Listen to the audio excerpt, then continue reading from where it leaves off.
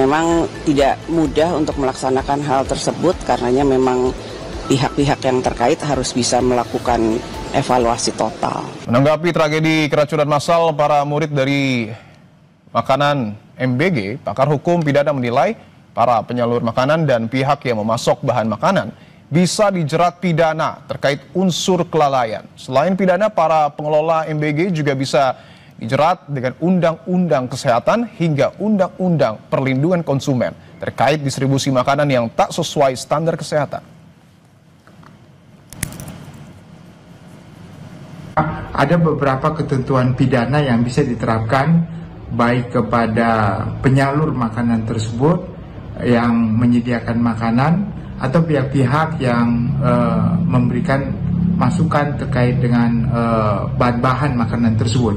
Pasal-pasal pemidanaan itu terkait dengan pasal 359 contohnya, yaitu kelalaian yang mengakibatkan matinya orang lain, dan juga bisa dengan pasal 360 kelalaian mengakibatkan luka berat. Ada juga Undang-Undang Kesehatan nomor 30 tahun 2009 pasal 190 yang mengatakan bahwa orang yang mengedarkan makanan yang tidak mempunyai standar pengedaran makanan yang benar juga dapat dipidana maksimum 10 tahun.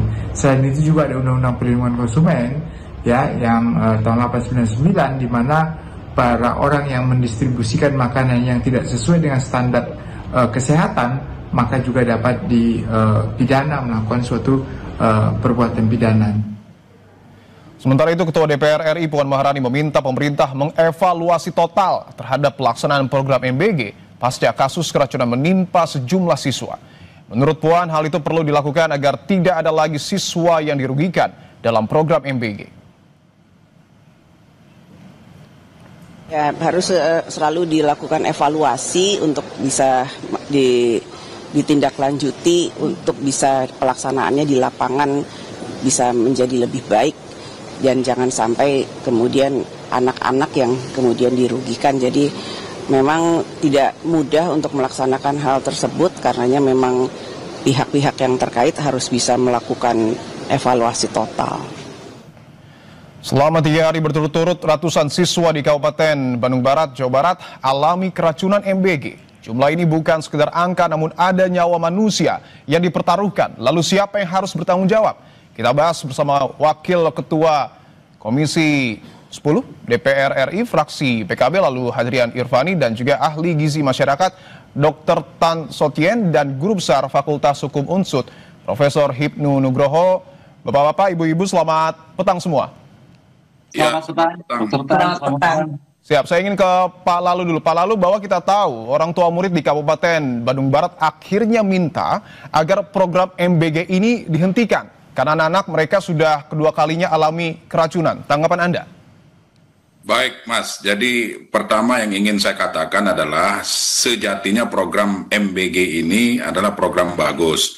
Niatan Presiden Prabowo adalah agar asupan gizi bagi anak-anak usia sekolah betul-betul terjamin sehingga mereka konsentrasi untuk belajar dan siap untuk menuntut ilmu demi masa depan mereka. Kemudian yang kedua, tentu dengan kejadian hari-hari ini yang terus terjadi, maka kami di Komisi 10 meminta kepada Kementerian Pendidikan Dasar dan Menengah, dalam hal ini Pak Mendikdasman, untuk berkomunikasi dengan Kepala BGN. Jangan sampai hal ini terus terulang. Ya, tentu kami meminta agar proses itu dievaluasi. Artinya, prinsipnya adalah MBG ini kan tujuannya sangat mulia dan sangat bagus. Kemudian yang perlu dievaluasi ya tentunya adalah proses-proses di lapangan, mulai dari pembelian bahan baku, kemudian proses persiapan dan pengolahan makanan tersebut di dapur, sampai dengan distribusi. Banyak temuan-temuan yang kami dapati di lapangan bahwa ternyata memang betul yang terjadi kadang makanan basi, karena mungkin dimasaknya mulai jam 1 maupun jam 2 dini hari.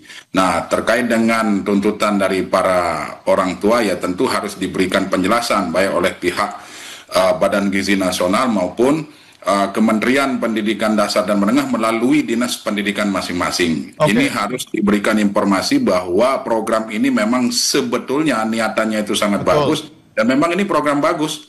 Gitu. Baik, kita sepakat tentu MBG adalah program yang sangat baik untuk meningkatkan nutrisi dan juga gizi anak-anak. Tapi kan orang tua ini meminta Pak untuk di stop terlebih dahulu dan dilakukan evaluasi. Anda dari DPR, Komisi 10 dan fraksi PKB sepakat dengan hal itu?